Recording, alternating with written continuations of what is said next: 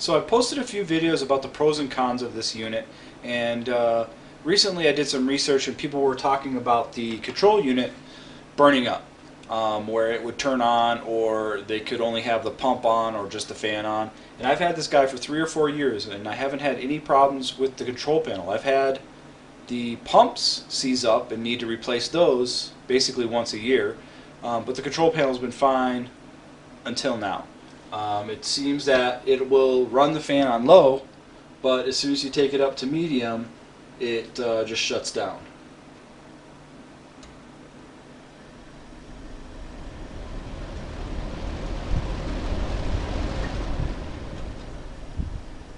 And so this is what it does. And if I turn the pump off, let's see if we can get it to turn back on. Sometimes it turns on, sometimes it doesn't. And so yeah, now it's currently in a state where I've got to let it sit for who knows how long, 10 minutes or so, or apparently 30 seconds, and it will come back on. As long as the pump isn't running, it seems to work fine.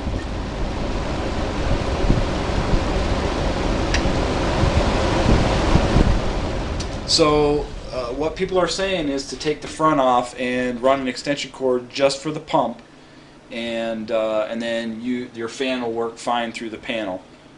So if we take the screw covers off and pull the screws off, this is what we have inside. So we've got the cord that goes to the pump, and so this is the plug-in going out to the pump, which you can plug an extension cord into, and that will power the pump even if the control board isn't working. And then you've got another one which is for the purge pump if you have a purge pump installed. I don't, so it still has a cap. And then we've got this cable coming out with a bunch of wires for the fan. Instead of doing that, like running an extension cord and having it all be manual, I'm going to switch over, and basically I'm going to take this unit out, cut all these off, and I'm going to wire them into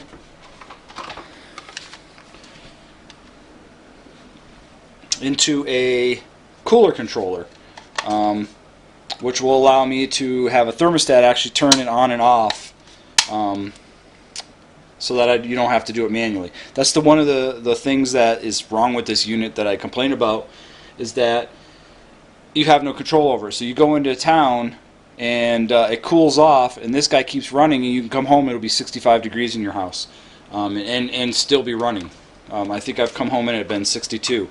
Originally when I bought this, if you look at the manual, it actually says that you can use an outlet controller that'll turn an outlet on and off, and this guy will turn on and off with the outlet, but it's actually wrong. It doesn't work.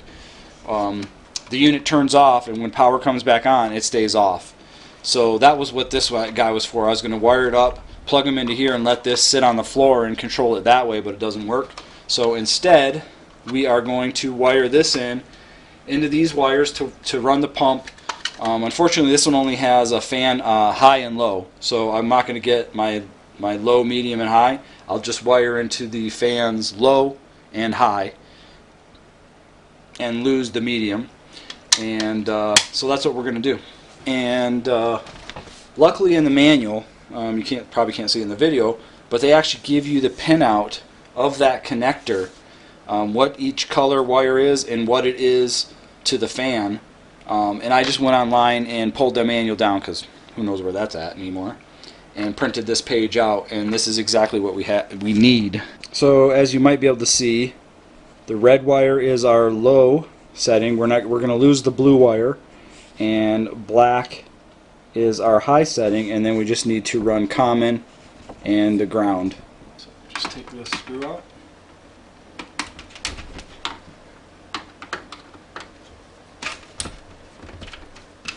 Side note, make sure you unplug it before you start messing with this. So the control panel is held in by these tabs, and maybe if you don't go all gorilla on it, you won't break them off, but they snapped right off for me. So how cool would that have been if this fit in the hole? So I guess I'm gonna have to I'll just cut the hole bigger.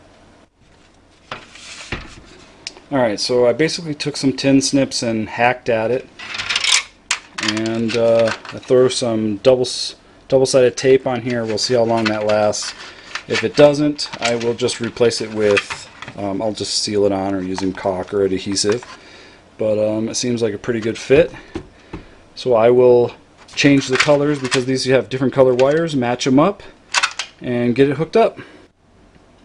Alright, so I wired all the commons together, all the grounds together, the orange and black pump to the hot of the pump, which is the black cord, and again the medium, which is blue, I'm not going to use. Red just happened to actually be red on the controller for low, and then the yellow and black to black for high. And so I just got to hook it all back up and see if it works. Alright, so we put it all back together, and I will set the fan and pump, and I'll set it to low, and it's already set to 70 degrees. It's 74 in here. The blinking green light means it's in a pre-wet stage, so it turned on just the pump so it can pre-wet the medium, and then by default it's going to wait 4 minutes before it kicks on the fan.